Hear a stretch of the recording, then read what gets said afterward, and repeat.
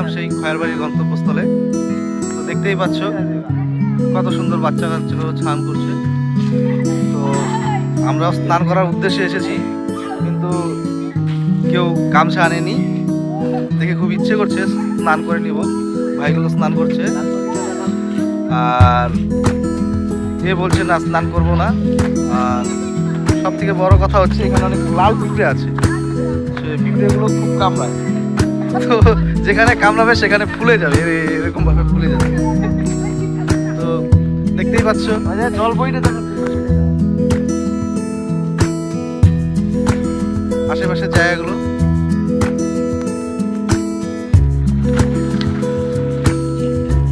তো আমাদের কাছে একটা লাল পরি আছে, দেখবে নাকি? লাল পরিটা কোথায়? পিছনে আছে না?